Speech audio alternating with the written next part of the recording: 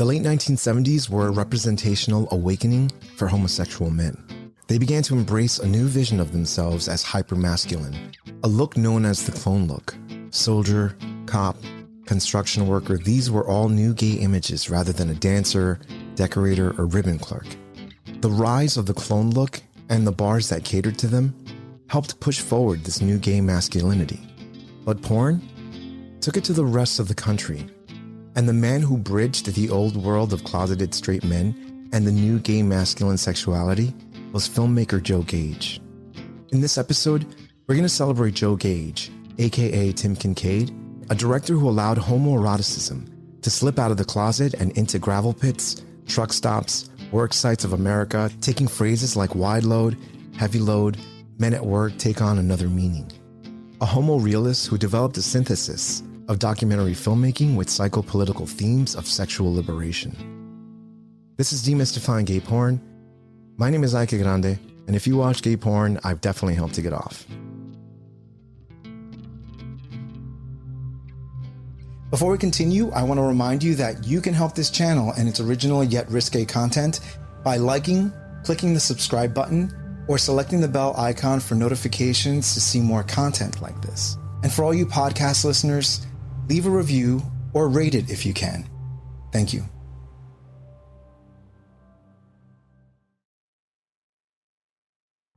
Tim Kincaid, Joe Gage, was born on July 2nd, 1944 in Santa Barbara, California to a Mexican father and Irish and Scottish mother. Gage grew up on Catalina Island, just off the coast of Los Angeles, watching science fiction movies and reading authors like Evan Hunter. Gage began his career in the late 1960s after reading an article in the New York Times about people making underground films that had a lot of nudity in them. They were spending little money to make them and were reaping in huge profits. Gage, who was working as an actor at the time, became very interested. Working in TV and commercial at the time without a background in TV and film, Gage began to follow crew around and learn the filmmaking process. Along with his friend, Gage began to raise money and made their first softcore film, which did pretty well. From there, they made their second one, inevitably making their first hardcore film, Girl in a Penthouse. It was made in a day and a half and was Gage's introduction to hardcore cinema.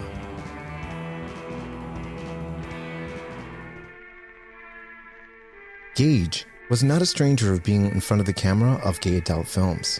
Wanting to see what it was like to be in a film, Nick Elliott, the director behind Morning, Noon, and Night, hired Gage. You know, I'd give up anything for you, Jim. I'd even die for you. Wouldn't you do the same for me? What?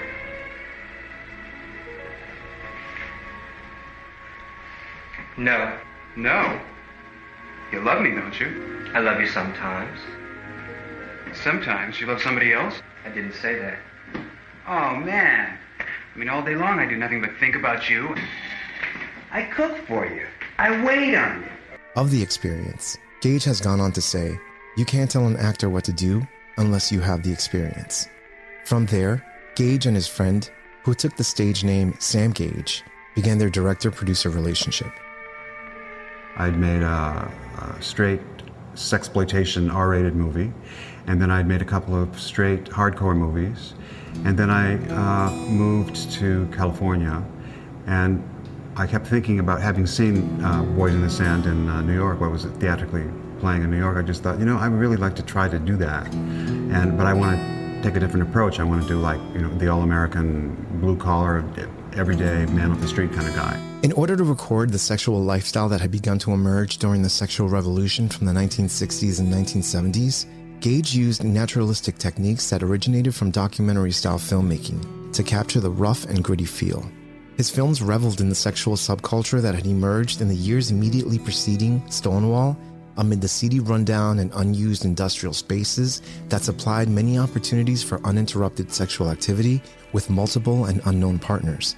Streets and city landmarks became sexual landscapes. Many of Gage's films focused more on manual and oral sex. Anal was not really the focal point. Gage believes that anal is not very cinematic, which to him is the whole idea of making gay pornography. His basic belief is that the one focus should be the phallus, the worship of the penis. During his career in hardcore pornography, Gage was often criticized for his lack of face shots. Gage attributed this to how long he had been making films and how many models he works with were happy with the anonymity in these films. He would often sign releases for the films guaranteeing models that their faces would not be shown. One particular thing of note in Gage's films is his use of women in gay pornography, something the director has been criticized and praised for during his career. Also, the use of women in these films came before the bisexual film niche began.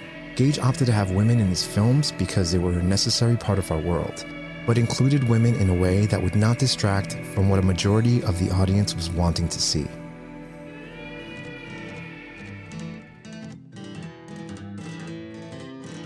Gage made a number of films after his trilogy, most notably Closed Set and Heatstroke. He went on to make loops for PM Productions based out of New York. They were usually set in New York City and had lower production value. Gage reminisces making these seedy films for the wrong reasons: money. After making his film Heatstroke, Gage felt like he had said all he needed to say and wanted to move on to other things. And although people approached him with offers, Gage retired from making gay adult films in 1986.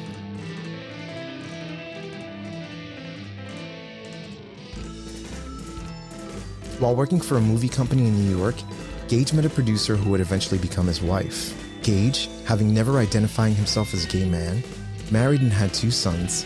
Unlike some of the characters in his films, Gage abstained from having sex with other men while he was married, saying, "I was 100% faithful to my wife during my years as a full-time husband."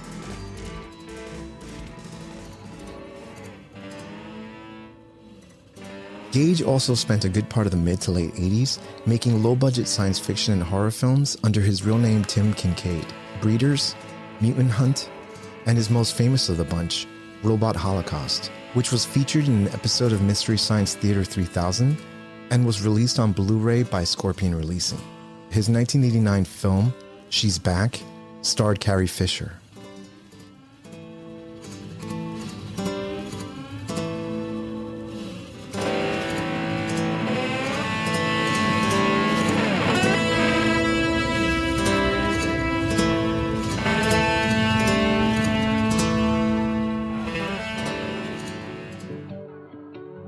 Joe Gage's pornographic films created a unique strain of hardcore pornography that stands apart from the work of other hardcore filmmakers from that period. The cinematic worlds that Gage created were uncomplicated fantasy and exaggerated male sensuality.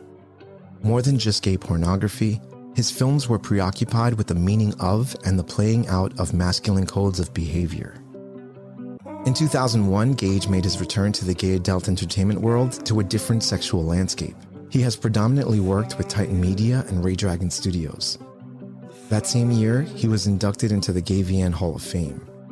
Gage would later partner with Ray Dragon and Dragon Media to focus on intergenerational films featuring older men with younger guys. His last directorial credit is listed as West Texas Park and Ride in 2017, with collections being released under Dragon Media as recent as last month.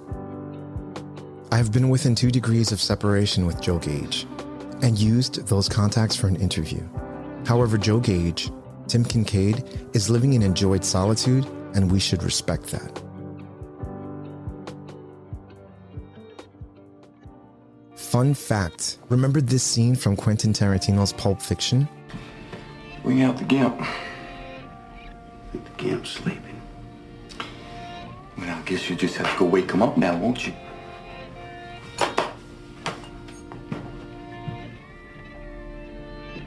Well, get this.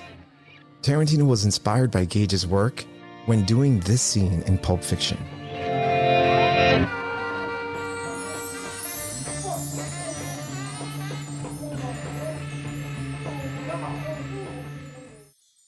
You've been watching Demystifying Gay Porn. I am your host, Ike Grande. Demystifying Gay Porn is available wherever you get your podcasts, as well as YouTube.